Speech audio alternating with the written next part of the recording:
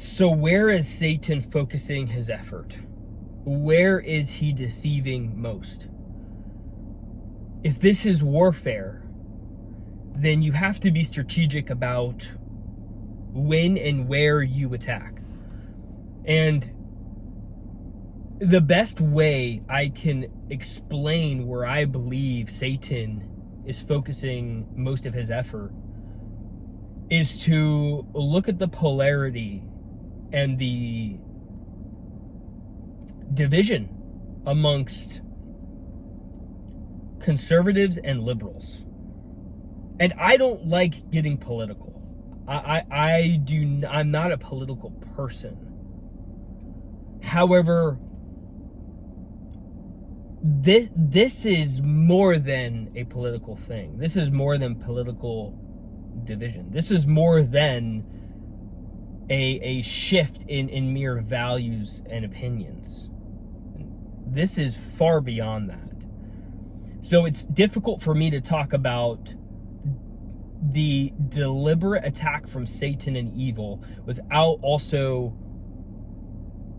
really going deep and discussing the issues with the liberal agenda and how it is trying to fight against the conservative movement or conservative beliefs. And really, the way I see it is very simple. The liberal agenda is fundamentally godless. And this is very clear if you look at some of the core beliefs that liberals buy into, like abortion. That is horrific. That is absolutely not just godless, but it's also inhumane.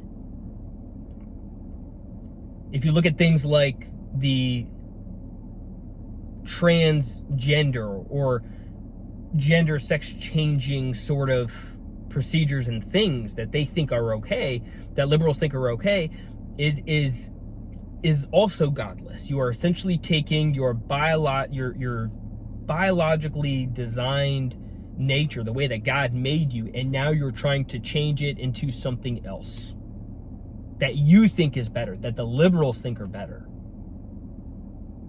God doesn't make mistakes. The liberal agenda doesn't believe in traditional family values. They don't believe in a man and a woman uniting as one, staying together for a lifetime, having children and raising children in a single household. They don't believe in that design. They don't believe that that is what people should do. They don't believe that that is the path towards earthly joy and long-lasting happiness here. They don't believe that. They believe in a sort of free-for-all way of life.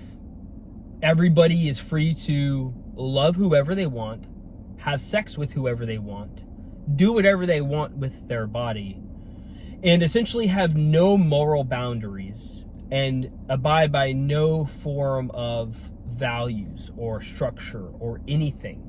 It's essentially, they just want to be as free as they would like without breaking the law. And in many cases, they actually want the law changed to accommodate more of these so-called freedoms, which, let's face it, if we keep on moving the needle,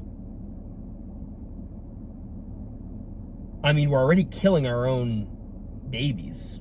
Like, if we shift any more left, what's next? You know? Whereas on the conservative side,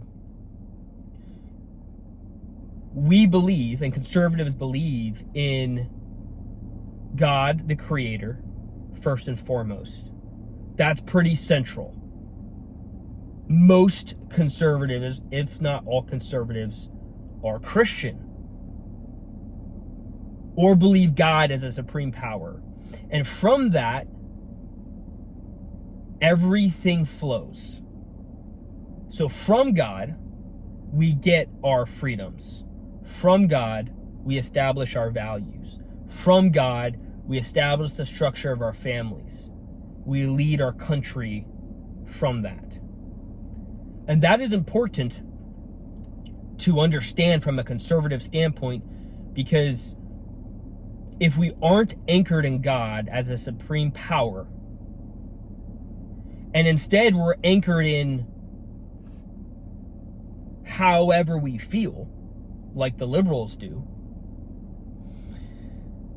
then we are just chasing a moving target that will forever just move as we get closer to it. There is no objective truth. It just stays subjective. It stays ambiguous. It stays fleeting. It is so odd that people think it is okay to form a country, society, a family, one's own personal life around something that is just based on your feelings or just what your human nature craves, and that is it.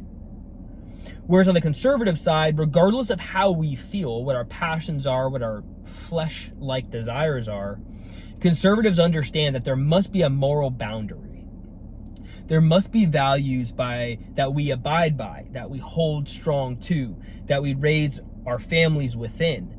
That structure, those morals, those values are what build a civilized society, that allow for progress and growth. And more importantly, it's focused on love. And what I mean by that is, if you look at everything that conservatives believe, any fundamental thing within the conservative movement, it is all focused on others.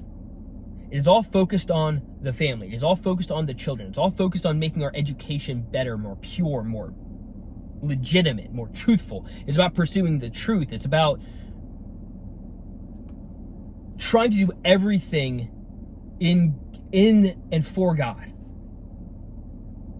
So it's all very outward focused. It's not really, the conservative movement fundamentally says, hey, it is not about me and my desires. It's not about what I want. It's not about my own personal gain, but rather it's about what is good for the community, what is good for the world, what is good for society, and how do I act to further that goodness.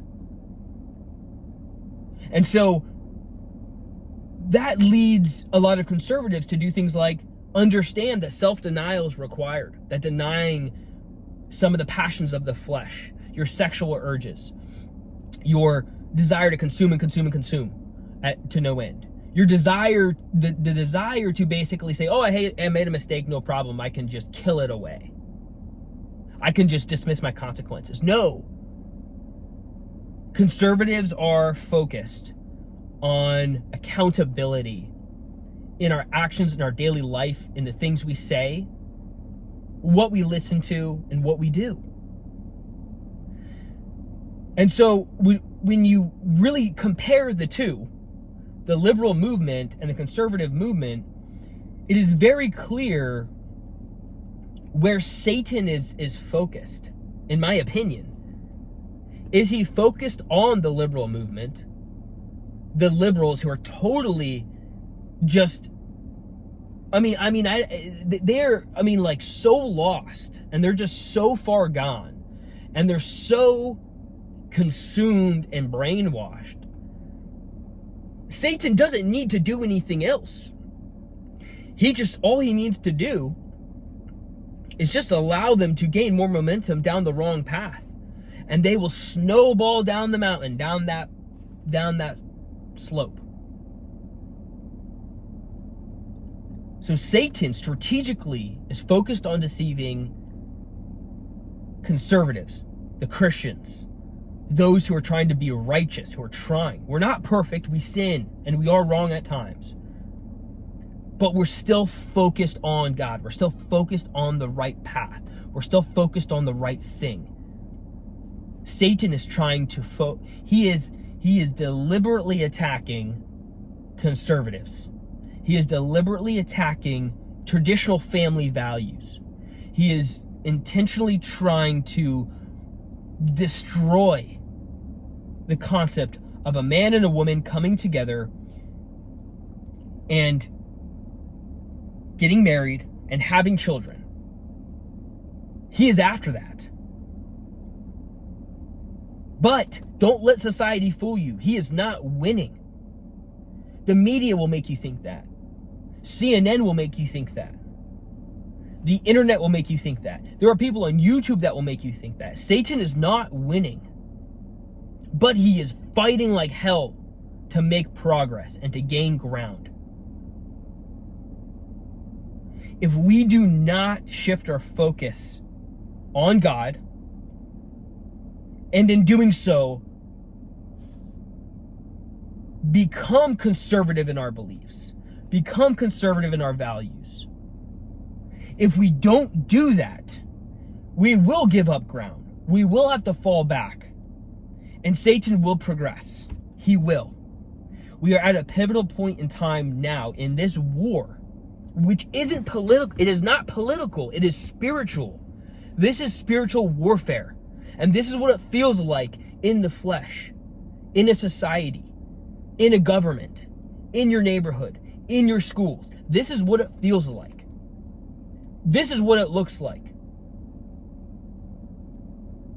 So, I say this because I'm passionate about this.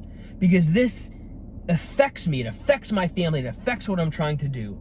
I am a husband. I am a father. I am a Christian. I'm a practicing Catholic man. And I'm expecting my 6th child next month. And when I see the world and I see this battle and I see what's going on with this war, I look around and I'm looking for my battle buddies. I'm looking for the dude on my left. I'm looking for the dude on my right. And I'm looking to see who has my 6. Because we cannot get to heaven and we cannot achieve salvation alone.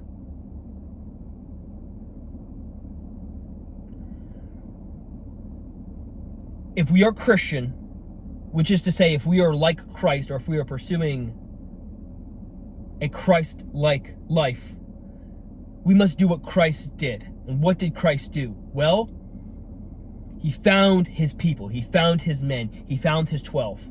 And he brought them in. And he taught them. And they had each other's backs. And they were there for each other thick and thin through it all. Yes, they had their moments of weakness. Yes, they probably bickered and argued and fought and had disagreements here and there. But by and large, they were focused on the same thing. They were focused on the truth. They were focused on the mission. And I think that's what I want here. I know that's what I want. That's what we need. We need our 12. We need our army. We need our kind to come together and understand that this is a spiritual warfare. It is not political. And anyone who tells you that you need to elect the right political leaders in office are only speaking half the truth. That is not the full story. What we need is for men like me and like you to step up and do our part, because there is nothing more powerful. There is nothing more powerful than leading by example. It can literally change the tide of a battle. It can literally put the odds in your favor. Being a leader means being at the point of friction. It means stepping up, doing what's right. It means doing the thing that you expect others to do. And this is also a concept that is taught in the art of war, which is that you must lead from the front and you must lead by example. And having served in the Marine Corps for some years now and really seeing and learning about what that truly means, I can attest, I can verify that there is nothing more powerful than leading by example.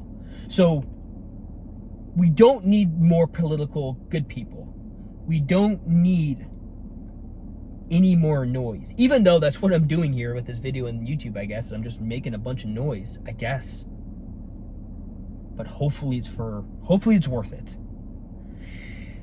Because I know that if we just get enough regular men, enough dudes to just lead by example in both word and action in their own personal lives, that is enough to change the entire war. That is enough to put Satan on his heels. That is enough to crush the liberal agenda and give momentum to traditional, conservative, good, God-focused values and morals and structure to our society, to our world, to our schools, to our neighborhood, to our families.